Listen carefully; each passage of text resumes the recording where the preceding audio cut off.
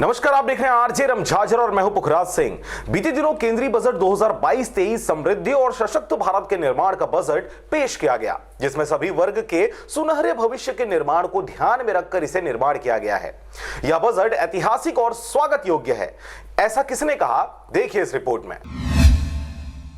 आत्मनिर्भर भारत के संदर्भ में प्रधानमंत्री नरेंद्र मोदी द्वारा भाजपा कार्यकर्ताओं को सरल शब्दों में समझाया गया। प्रधानमंत्री के उद्बोधन को नमो ऐप के माध्यम से जिला भाजपा कार्यालय में बड़ी स्क्रीन पर देखा गया। इसके अतिरिक्त सभी मंडलों में कार्यकर्ताओं ने अपने मोबाइल पर नमो ऐप के माध्यम से प्रधानमंत्री का उद्बोधन भी सुना। जिला भाजपा कार्यालय में पूर्व मंत्री एवं विधायक पुन्नूलाल मोहले के साथ साथ प्रदेश कार्य समिति सदस्य गिरीश शुक्ला, जिला भाजपा अध्यक्ष शैलेश पाठक, पूर्व विधायक विक्रम मोहले, निश्चल गुप्ता सहित सभी भाजपा के सदस्यगण उपस्थित रहे। Bureau report, RJ रमझाझर।